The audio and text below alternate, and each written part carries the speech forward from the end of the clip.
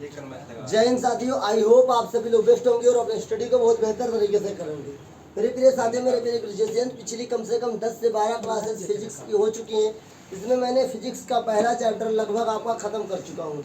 इसमें मुझे आपको पढ़ाना केवल है use of lens and power of lens. उसको हम पढ़ लेंगे किसी न किसी दिन, लेकिन अब बारी है रिवीजन की। तो आज से लगभग 1 से 2 दिन हम लोग फिजिक्स के पहला चैप्टर का रिवीजन करेंगे, साथ में इंपॉर्टेंट न्यूमेरिकल्स लगाने की भी शुरुआत करेंगे। तो आज जो कि हमारा जो फिजिक्स का पहला चैप्टर है वो प्रकाश परावर्तन तथा अपवर्तन है, जिसे इंग्लिश में बोलते हैं लाइट रिफ्लेक्शन एंड रिफ्रैक्शन। ये आपको याद होना चाहिए। जितने भी यहाँ पर बैठे हुए विद्यार्थी हैं, जो भी मैं यहाँ पे लिखता जाऊँगा, अगर आपको नहीं आता तो मेरे साथ मेरा देख कर लिखेंगे।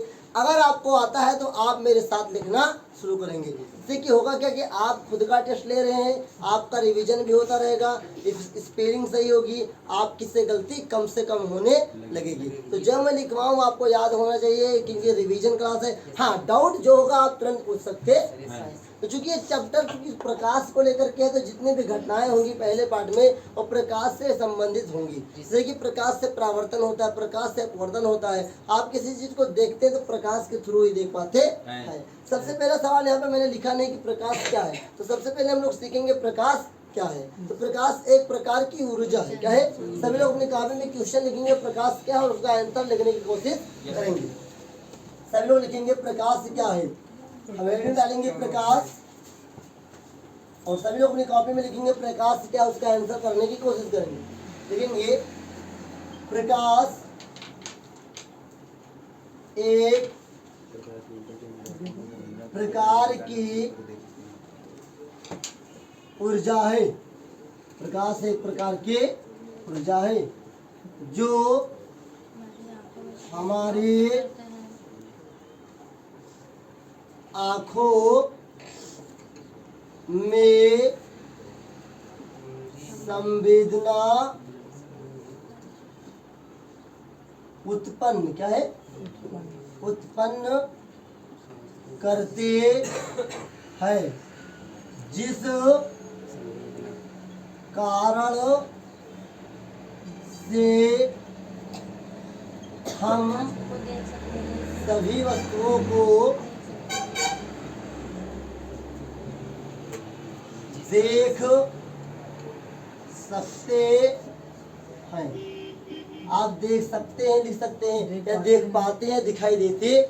जो मैं बोर्ड पे लिखा हूँ क्या आप सभी को दिख रहा है? तो आई होप आपको इतना जरूर याद होगा कि प्रकाश क्या है।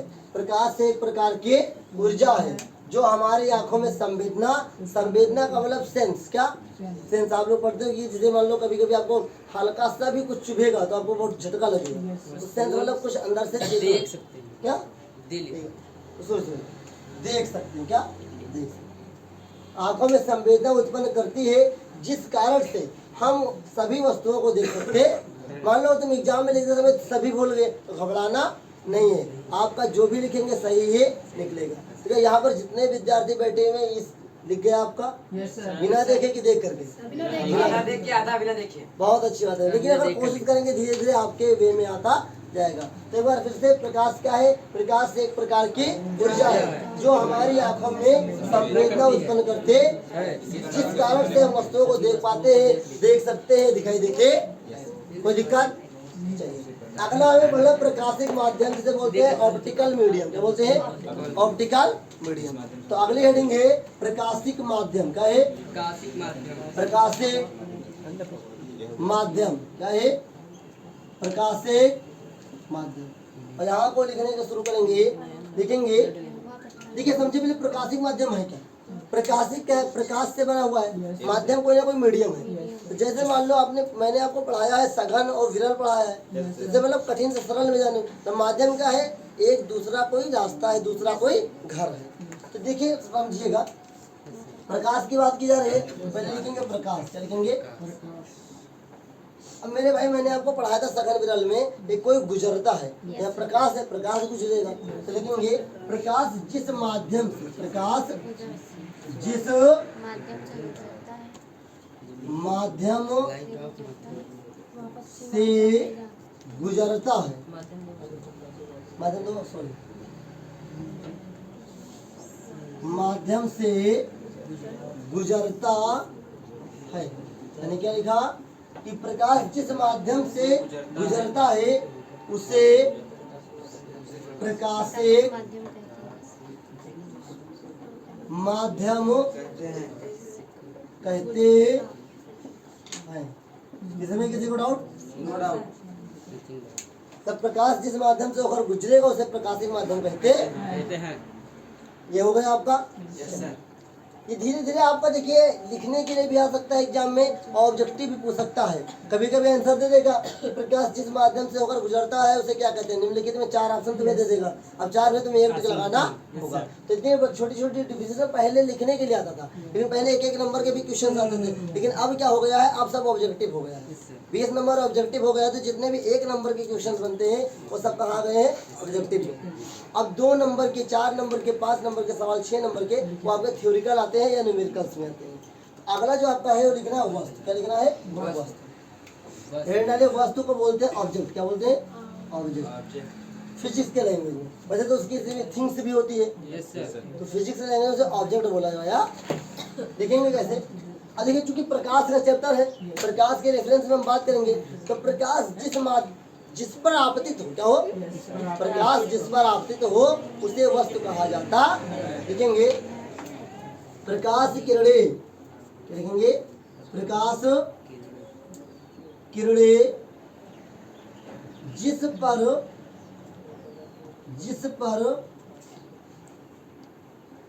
आपतित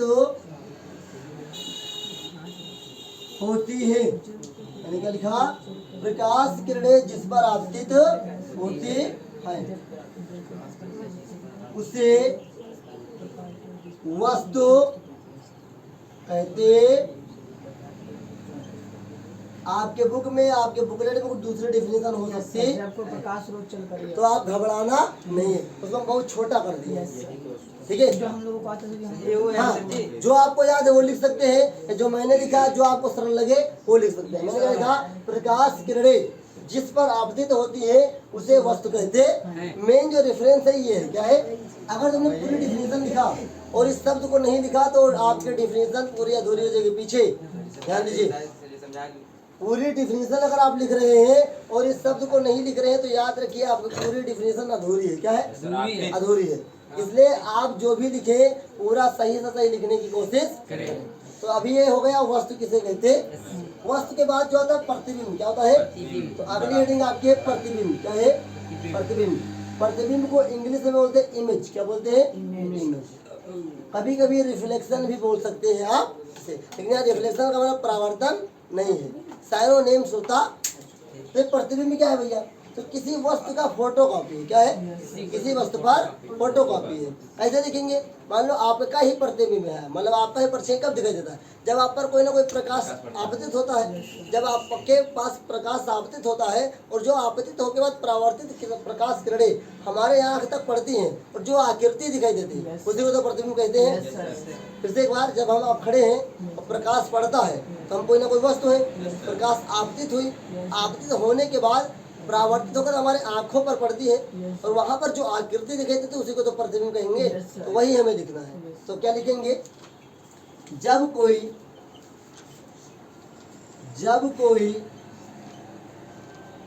प्रकाश किरणें, जब कोई प्रकाश किरणें किसी वस्तु से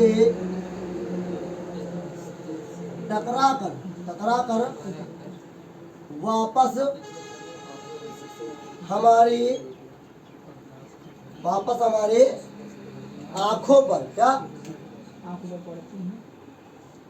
आंखों पर पड़ती है, तब जो आकृति दिखाई देती है, तब जो आकृति दिखाई देती, तब जो आकृति दिखाई देती उसे प्रतिबिंब कहते, उसे प्रतिबिंब कहते। ध्यान से एक बार फिर से, मैंने क्या लिखा?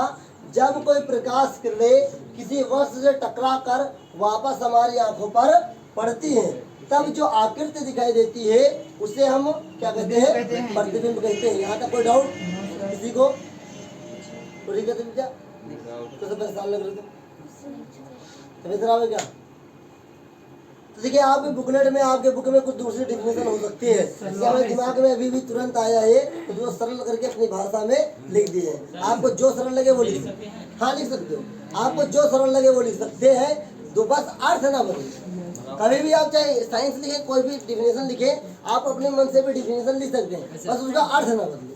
अब पता चले चिता की जगह तुम चिंता लिख दो, चिंता जो चिता लिख दो, तो पूरा तो मामला गड़बड़ा जाएगा। इसलिए आप जो भी लिखे उसका एक ना एक अर्थ होना चाहिए। तो अभी तक हम लोग पढ़ चुके हैं प्रकाश क्या है। प्रकाश एक प्रकार की ऊर्जा है जो हमारी आंखों में संवेदना उत्पन्न करते हैं, जिस कारण से हमें वस्तुएं दिखाई देते या देख सकते। अगर हमने बोला प्रकाशिक माध्यम, प्रकाश जिस माध्यम से गुजरता है उसे प्रकाशिक माध्यम कहते हैं, या टकरा कर गुजरता है, जो भी आप देख सकते हैं। वस्तु क्या है? प्रकाश किरणें जिस पर आपतित होती हैं उसे वस्तु कहते हैं। प्रतिबिंब क्या है? जब कोई प्रकाश किरणें किसी वस्तु से टकराकर वापस हमारी आंखों पर पड़ती हैं, तब जो आकृति दिखाई देती है उसे हम प्रतिबिंब कहते हैं। यहाँ तक किसी को डाउट? किसी को? यहाँ तक मुझे लगता है आपको याद भी होना चाहिए, याद भी होगा। तो आइए हम लोग आगे बढ़ते हैं, और आगे बढ़ते से हम पढ़ेंगे प्रकाश पुंज क्या है, प्रकाश पुंज कितने प्रकार के होते हैं, प्रकाश के गुण पढ़ेंगे, प्रकाश का परावर्तन पढ़ेंगे और परावर्तन के नियम पढ़ेंगे। तो आई होप आपने इसको लिख भी लिया होगा। मिलेंगे। देखिए, अब हम लोग जो पढ़ने जा रहे हैं वो क्या है? प्रकाश पुंज क्या है? प्रकाश पुंज को इंग्लिश में बोलते हैं लाइट बीम। क्या बोलते हैं? Light beam. तो आइए देखते हैं, हेडिंग डालिए सब लोग, प्रकाश पुंज। प्रकाश पुंज, ये प्रकाश, तो प्रकाश आप लोग जानते हैं, पुंज का मतलब समूह होता है, तो इंग्लिश में ग्रुप। क्या बोलते हैं? ग्रुप। तो जब प्रकाश किरणें किसी समूह में चलती हैं या गमन करती हैं तो प्रकाश पुंज कहा जाता है। लिखेंगे, जब प्रकाश किरणें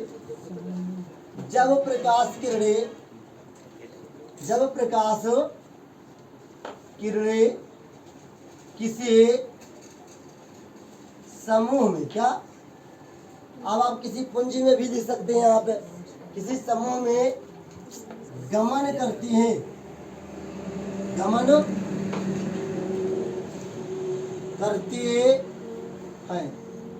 तो इसे प्रकाश पुंज कहते। मतलब क्या हुआ कि बहुत सारी प्रकाश किरणें जब एक साथ गमन करती हैं, एक साथ चलती हैं, उसे प्रकाश पुंज कहा जाता। यह 3 प्रकार के होते हैं, ये 3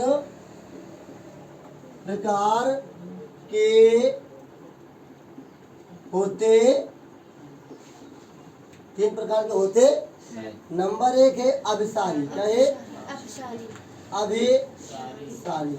आप लोग जानते भी होंगे कि अभिसारी का अर्थ क्या होता है, कोई बताएगा? अभिसारी का अर्थ क्या होता है? सिकुड़ना। क्या है? अभिसारी का मतलब एक होता है आपका अपसारी। क्या होता है? एक होता है आपका अपसारी। अपसारी का मतलब फैलना, और एक होता है समांतर। क्या होता है? समांतर का मतलब बराबर। क्या है? बराबर। एक बार फिर से, अभिसारी का मतलब सिकुड़ना। क्या है? और अपसारी का मतलब फैलना, समांतर का मतलब बराबर। अब इसी के बारे में लिखेंगे, क्योंकि हम प्रकाश की बात कर रहे हैं। तो जब कई सारे प्रकाश किरणें एक साथ मिलती हैं, एक बिंदु पर मिलती हैं, उससे अभिसारी प्रकाश किरण पुंज कहते हैं। लिखेंगे सभी लोग, जब कई सारे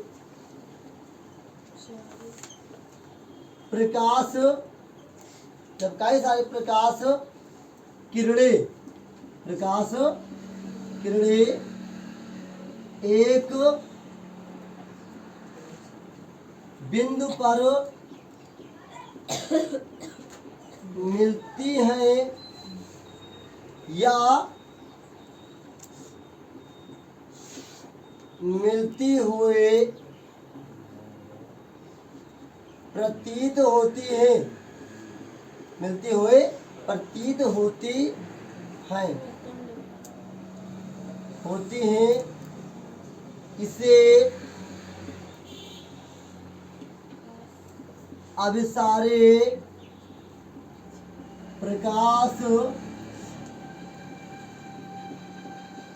किरणों, इसे अभिसारे प्रकाश किरण पुंज कहते। केवल आप शब्दों के अर्थ को समझिए, डिफिनेशन आप ऑटोमेटिक लिख सकते हैं। सभी लोग मेरे साथ लिखिएगा, जिसको याद है वो लिखने की कोशिश जरूर करे। मैंने क्या लिखा? अभिसारी, जब कई सारे प्रकाश किरणें एक बिंदु पर मिलती हैं या मिलती हुई प्रतीत होते हैं, इसे अभिसारी प्रकाश किरण पुंज कहते। अगर आप अभिसारी और अपसारी समझ जाएंगे तो आपको उत्तल लेंस और अवतल लेंस को समझने में कोई दिक्कत नहीं होगी। अब आगे देखते हैं, चूंकि इसका चित्र समझते हैं। चित्र क्या होगा? तो चूंकि लिखा है हमें मेन क्या है, एक बिंदु। क्या है? एक बिंदु। अब काफी सारी प्रकाश किरणें जब एक बिंदु पर मिलती हैं तो क्या होता है? उसे अभिसारी प्रकाश किरण पुंज कहते हैं। अब ध्यान दीजिए, ये क्या है? एक बिंदु। क्या है? क्योंकि प्रकाश हमें डालना है तो कई सारे प्रकाश किरणें यहाँ पर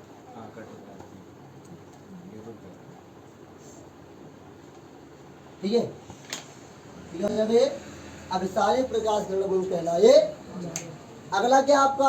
अपसारी। क्या है? अपसारी का मतलब फैलना, अपसारी का मतलब, अब इसी का उल्टा होगा कि जब कई सारे प्रकाश किरणें एक बिंदु से फैलती हैं, जब कई सारे प्रकाश किरणें एक बिंदु से फैलती हैं तो इसे प्रकाश अभिसारी क्या है? अपसारी प्रकाश किरण पुंज कहते हैं। लिखिएगा सभी लोग। जब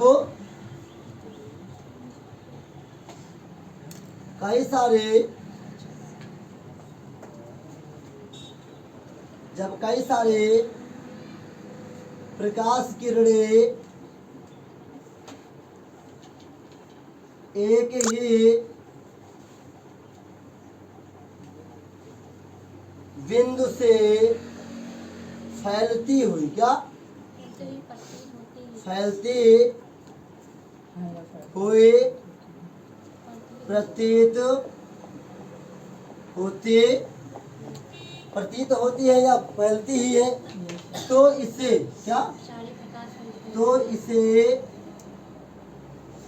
अपसारी। क्या है? अपसारी प्रकाश, अपसारी प्रकाश किरण पुंज कहते। क्या है? इसमें क्या भैया मेन है? इसमें भी वही मेन है, एक बिंदु। क्या है? एक बिंदु कहाँ गया भाई? ओ भाई कहाँ गया? एक ही बिंदु। क्या है? हाँ, ये इम्पोर्टेंट है। और फैलती हुई, तो यहाँ पर क्या है? मिलती हुई। क्या है? मिलती हुई। अगर एक ही बिंदु पर प्रकाश किरणें मिल रही हैं तो अभिसारी प्रकाश किरण पुंज होगा। अगर एक ही बिंदु से कई से प्रकाश किरणें फैल रही हैं तो क्या होगा? अपसारी प्रकाश किरण पुंज होगा। ध्यान से देखिए कैसे। ये एक बिंदु है, यहाँ से फैलेंगे तो प्रकाश ऐसे जाएंगे। क्या होंगे? ऐसे जाएंगे। ये हो गया, ये हो गया, ये हो गया, ये हो गया। जब कई सारे प्रकाश किरणें एक बिंदु से फैलती है तो इसे क्या कहते हैं? अपसारी। और जब एक ही बिंदु पर मिलती है क्या है? अपसारी। अगला क्या है? समांतर। क्या है? समांतर। हेडलाइन अगले, समांतर प्रकाश किरण पुंज। क्या है? समांतर प्रकाश किरण पुंज। इसे लिखेंगे। समांतर का मतलब क्या होता है? पैरेलल, मतलब बराबर। तो जब कई सारे प्रकाश किरणें, जब कई सारे प्रकाश किरणें परस्पर लंबवत, क्या? परस्पर लंबवत एक साथ, परस्पर लंबवत एक साथ समान दूरी पर। क्या है? समान दूरी पर गमन करती है। गमन करते हैं। एक बार फिर से, जब कई सारी प्रकाश किरणें परस्पर लंबवत एक साथ समान दूरी पर गमन करती हैं, गमन मतलब चलती हैं, तो इसे समांतर प्रकाश किरण पुंज कहते, तो इसे प्रकाश किरण पुंज कहते। पर फिर से, कि जब कई सारी प्रकाश किरणें परस्पर लंबवत एक साथ समान दूरी पर गमन करती हैं, तो इसे समांतर प्रकाश पुंज कहते। इसका चित्र कैसे बनेगा? तो देखिए ऐसे बनेगा, कई सारी प्रकाश किरणें जा रही हैं, ऐसे बना सकते। यहाँ तक किसी को डाउट? फिर से एक बार रिवीजन। प्रकाश पुंज क्या है भैया? जब प्रकाश किरणें किसी समूह में गमन करती है तो इसे प्रकाश किरण पुंज कहते हैं। ये 3 प्रकार के थे, ये ज्यादा इंपॉर्टेंट है। कभी कभी आते तो ऑब्जेक्टिव में कि बताइए प्रकाश किरण पुंज कितने प्रकार के होते? 3 प्रकार के होते। कौन कौन? अभिसारी प्रकाश किरण पुंज, अपसारी और समांतर। अभिसारी क्या है? जब कई सारे प्रकाश किरणें एक बिंदु पर मिलती हैं या मिलती हुई प्रतीत होती हैं, तो इसे अभिसारी प्रकाश किरण पुंज कहते। दूसरा क्या है? अपसारी। जब कई सारी प्रकाश किरणें एक ही बिंदु से फैलती हुई प्रतीत होती हैं, तो इसे अपसारी प्रकाश किरण पुंज कहते हैं। समांतर क्या है? जब कई सारी प्रकाश किरणें परस्पर लंबवत एक साथ समान दूरी पर गमन करते हैं, गमन मतलब चलती हैं, तो इसे समांतर प्रकाश किरण पुंज कहते। तीनों का चित्र आपको जरूर याद होना चाहिए। कभी कभी चित्र देख करके भी ऑब्जेक्टिव में पूछ लेता है कि बताइए ये चित्र किस प्रकाश पुंज का है। आई होप आपको ये समझ में जरूर आया होगा। यहाँ तक किसी को डाउट? आपने साथ में लिखा या अपने आप से लिखा? इसको अपने आप से लिखा, इसमें कोई डाउट? चलिए हम लोग आगे बढ़ते हैं और आगे हम पढ़ेंगे प्रकाश के गुण, प्रकाश का परावर्तन और प्रकाश के परावर्तन के नियम। आइए आगे बढ़ते हैं। अब देखिए हम लोग जो पढ़ेंगे, हमारा जो होर्डिंग हो चुका है, क्या क्या हो चुका है? प्रकाशिक माध्यम, वस्तु, प्रतिबिंब, प्रकाश पुंज। और इसके अंदर हम और भी कुछ भी पढ़ चुके हैं, लेकिन हमने प्रतिबिंब तो पढ़ा, लेकिन अभी तक प्रतिबिंब का प्रकार नहीं पढ़ा। तो अभी हम लोग पढ़ेंगे प्रतिबिंब के प्रकार। तो आप लोग रीडिंग डालेंगे प्रतिबिंब के प्रकार। क्या डालेंगे? प्रतिबिंब के। मुझे इसको प्रतिबिंब के साथ पढ़ा देना चाहिए था, लेकिन मैं भूल गया। तो प्रतिबिंब के प्रकार, और इसको भी साथ में अपने आप लिखने की कोशिश करेंगे जो लोग को याद है। ये 2 प्रकार के होते हैं। नंबर 1 वास्तविक, क्या है? वास्तविक प्रतिबिंब, क्या है? प्रतिबिंब। और एक है आभासी, क्या है? आभासी प्रतिबिंब। अब तुमको एक और, अभी जो आपने प्रकाश पुंज पढ़ा है ना, इसका रेफरेंस दे देते। आपने पढ़ा अभिसारी और अपसारी। अब आप ही बताइए, अभिसारी का मतलब क्या होता है? सिकुड़ना। अपसारी का मतलब फैलना। तो अब मैं ट्रिक बताता हूँ आपको। वास्तविक प्रतिबिंब जब बनेगा जब कई सारी प्रकाश किरणें किसी एक बिंदु पर या किसी एक वस्तु पर अभिसरित हो। क्या हो? मतलब सारी प्रकाश किरणें एक बिंदु पर एक वस्तु पर जब मिल जाए तब बनेगा कौन सा? वास्तविक। अगर किसी वस्तु पर पड़ने वाला प्रकाश पुंज, प्रकाश का स्रोत अपसरित है, क्या है? अपसरित, तो वहां पर बनेगा आभासी। इसको लिखने की कोशिश करते हैं, ध्यान दीजिएगा। देखिए, जब कोई प्रकाश किरण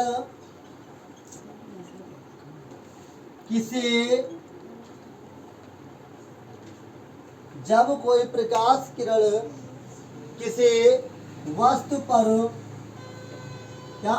वस्तु पर अभिसरित, क्या?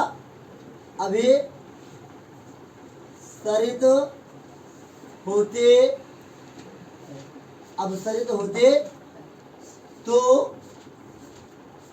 इस स्थिति में बनने वाले प्रतिबिंब को वास्तविक प्रतिबिंब कहते। वास्तविक प्रतिबिंब कहते, एक बार फिर से, कि जब कोई प्रकाश किरण किसी वस्तु पर अभिसरित मतलब पूरा प्रकाश पड़ जाए, एक भी प्रकाश अलग बगल न जाए, तो इस स्थिति में बनने वाले प्रतिबिंब को कहते हैं वास्तविक प्रतिबिंब कहते हैं। लेकिन सवाल कैसा बोर्ड एग्जाम में आएगा? सवाल बोर्ड एग्जाम में आएगा कि किस प्रतिबिंब को पर्दे पर खींचा जा सकता। तो यहीं पे लिखो नोट में, वास्तविक प्रतिबिंब लिखेगा नोट में, शायद ये आपके पीडीएफ में न हो, नोट में लिखेगा वास्तविक प्रतिबिंब को, वास्तविक प्रतिबिंब को, वास्तविक प्रतिबिंब को पर्दे पर खींचा जा सकता है, पर्दे पर खींचा जा सकता। ओके, सबसे ज्यादा इंपॉर्टेंट नोट वाला है। ऑब्जेक्टिव में पूछेगा तो नोट वाला पूछेगा, पूछेगा किस प्रतिबिंब को पर्दे पर खींचा जा सकता, तो वास्तविक प्रतिबिंब क्या है? ओके, वास्तविक प्रतिबिंब कब बनेगा? जब कई सारे प्रकाश किरणें क्या होंगे? अभिसरित होंगी। क्या होंगे? किसी वस्तु पर क्या होंगे? अभिसरित। तो क्या कहेंगे इसे? वास्तविक प्रतिबिंब कहेंगे। आइए आगे देखते हैं।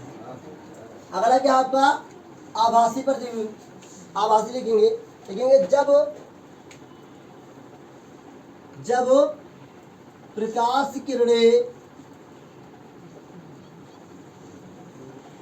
किरणें किसी वस्तु से अपसरित होती हो। क्या? अपसरित होती हो, तो इस स्थिति में बनने वाले प्रतिबिंब को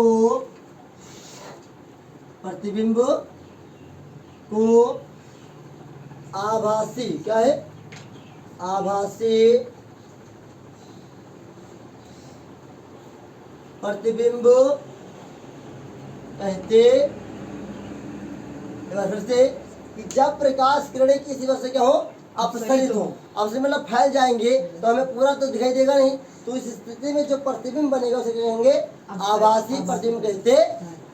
अब देखिए यहाँ पर इसमें नोट क्या लिखेंगे? यहाँ का नोट जो इम्पोर्टेंट है कि देखिए, अगर हम वास्तविक प्रतिबिंब को पर्दे पर खींच सकते हैं तो आभासी को नहीं खींचा जा सकता। तो उसे नोट में लिखेगा, आभासी प्रतिबिंब को, आभासी प्रतिबिंब को पर्दे पर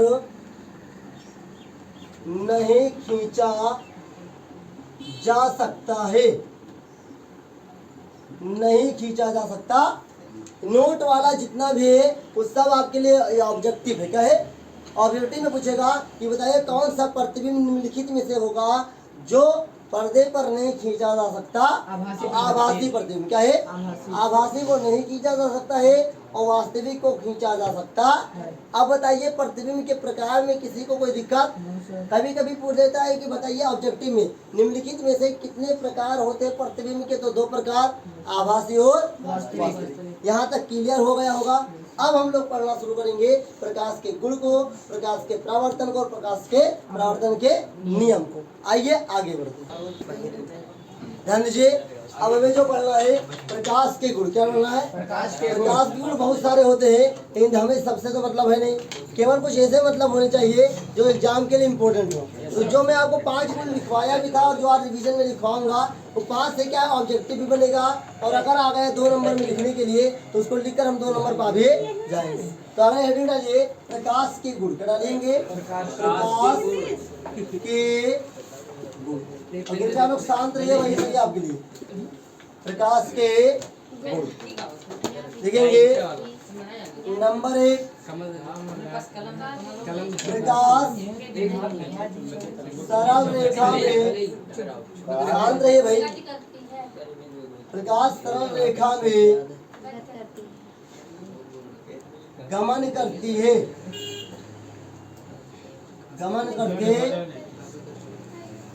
उसके बाद लिखे नंबर 2, निर्वात में प्रकाश की चाल, निर्वात में प्रकाश की चाल 3 गुणे 10 की पावर 8 मीटर सेकंड -8। सही है ना?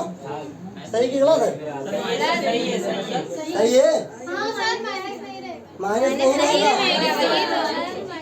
माइनस नहीं रहेगा। कौन देखिएगा आप लोग? 3 गुणे 10 की पावर 8 मीटर प्रति सेकंड होते हैं। अच्छा हाँ भैया, अब ये समझा दे रहा हूँ। यही नंबर खड़ा ही तुम्हारा 1 नंबर। अच्छा माइनस है वाला ऑब्जेक्ट में आई लिखेगा वहाँ, और का तुम सही ना कहीं चले आए हो। ठीक है सर जी एक बात बताओ, क्या भाई? माइनस वाला और रही तो बहुत धीरे हुई। नहीं, माइनस मतलब चाल माइनस में हो गई, और चाल माइनस में कहाँ हुई? प्रकाश के माइनस मतलब घट रहा है, तो चाल घट रहा है कि बढ़ रहा है? अगर ऊपर से प्रकाश आ रही है नीचे, तो चाल घट रहा है या बढ़ रहा है? तब रहेगा मतलब यही माइनस ना माइनस नहीं रहेगा, बस रहेगा यही 3 गुणे 10 की पावर 8 मीटर प्रति सेकंड। किसी में किलोमीटर प्रति घंटा आएगा तो करना लिख के आ जाएगा, बाकी सेम रही लेकिन हाँ किलोमीटर घंटा पता लगा यही बता लिख दो। इसे सचेत रहकर और टुक लगाना है। अब देखिए 3 नंबर, दिखने वाले साथ लिए दिखने वाले प्रकाशांत लिखते रहिए आप लोग अपने आप से। दिखने वाले प्रकाश का तरंग दैर्घ्य है ना? प्रकाश का तरंग दैर्घ्य क्या है? तरंग दैर्घ्य 3900 एंगस्ट्रॉन से 7800 एंगस्ट्रॉन होता है। ओके 4 नंबर, प्रकाश विद्युत चुंबकीय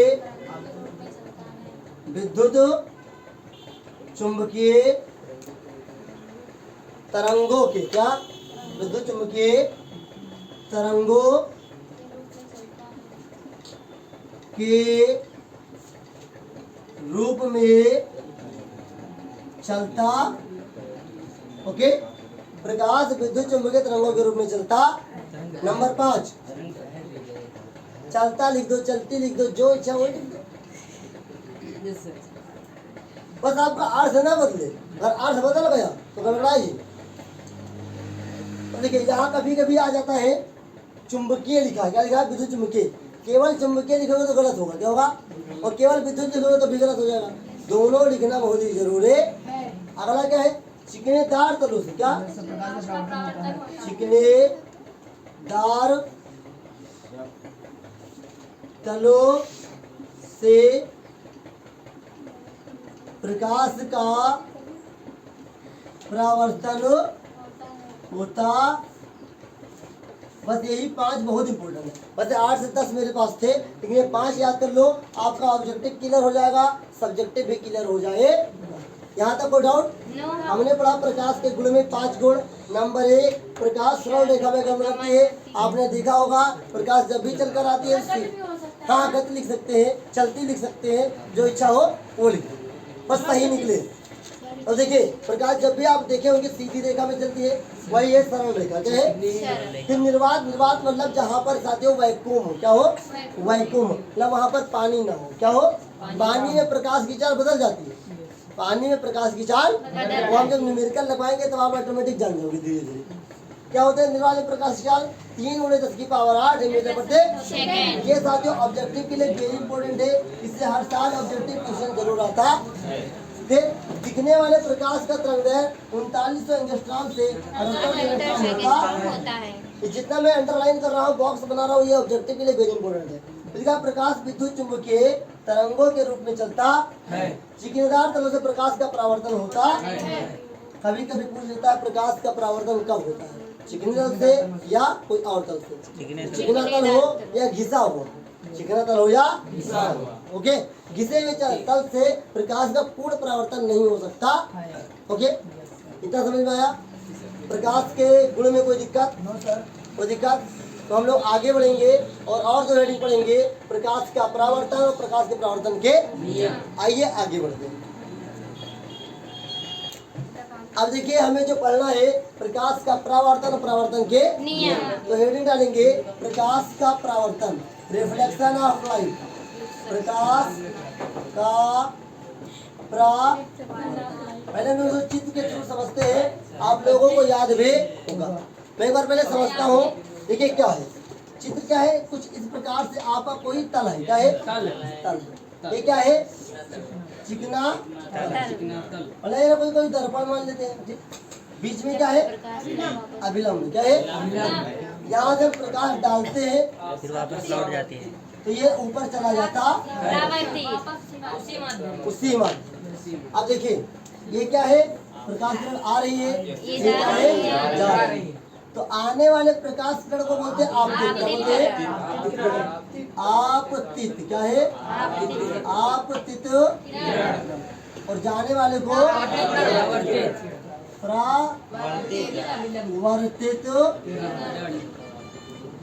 ये क्या है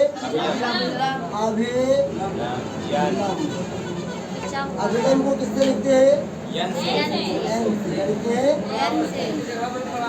ध्यान दीजिए यहाँ पर मैंने बताया था कि साथियों आपतित किरण और अभिलंब के बीच में कौन कोण बनेगा, आपतन कोण को लिखते हैं आई से, क्या लिखते हैं ये आपतन कोण है, क्या है आपतन कोण, आपतन ओके। और मैंने बताया था अभिलंब और परावर्तित किरण में जो कोण बनता है कहते हैं परावर्तन कोण, जिसे आर से लिखा जाता, ठीक है परावर्तन ओके। और ये एक बिंदु पर मिल रहा है, ओके। इसी चित्र के थ्रू हम परिभाषा भी बनाएंगे और इसके नियम को भी बनाएंगे, ओके। चलिए आगे देखते हैं पहले प्रकाश का परावर्तन क्या है। तो क्या भैया, जब कोई प्रकाश किरण किसी चिकने तल पर टकराकर वापस उसी माध्यम में लौट जाती है, इस घटना को प्रकाश का परावर्तन कहते हैं। लिखेंगे जब कोई प्रकाश किरण किसी चिकने तल से टकराकर वापस उसी माध्यम में लौट जाते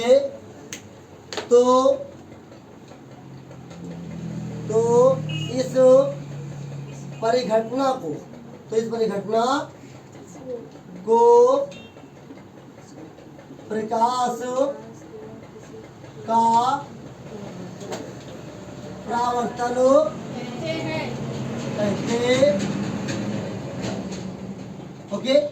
डाउट, इस चित्र के थ्रू हमने इसको समझा है कि जब कोई प्रकाश किरण यहाँ पे टकराती है चिकने तल पे और वापस उसी माध्यम पूर्ण लौट जाती है, तो इस प्रकार के घटना को क्या कहते हैं प्रकाश का परावर्तन कहते हैं। और साथियों अभिलंब और आपतित किरण के बीच में बने कोण को आपतन कोण कहते हैं, इसे कहते हैं आई, ओके।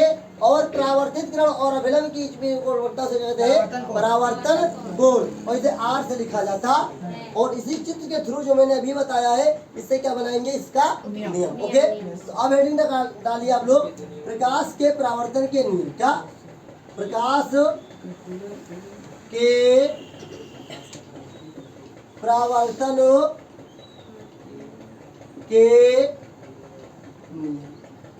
प्रकाश के परावर्तन के कितने नियम होते हैं, दो नियम होते हैं। सब लोग लिखेंगे दो नियम होते हैं, ओके। आगे बढ़ते हैं। अब देखिए दो नियम में पहला नियम क्या है, समझिए ध्यान से। ये प्रकाश का परावर्तन हो रहा है, एक कोई ना कोई तल है, ये कौन सी किरण है आपतित किरण, ये कौन सी है और ये क्या है, तीनों कहाँ है, एक तल है, ओके। तो पहला नियम क्या है कि आपतित किरण, क्या है आपतित किरण कामा परावर्तित, और लड़के लिख दे परिवर्तित, वो गलत हो जाएगा। क्या परावर्तित, क्या होगा परावर्तित किरण। मैंने लिखा आपतित किरण कामा परावर्तित किरण तथा खींचा गया अभिलंब। अभिलंब तीनों एक ही तल पर या तल में, तल पर या तल में होते हैं, होते। पहला नियम हो गया। इसे ही आपतन तल कहते हैं, इसे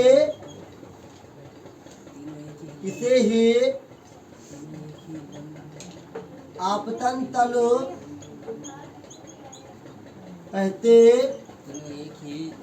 तीनों एक ही तल पे होते हैं, इसे आपतन तल कहते।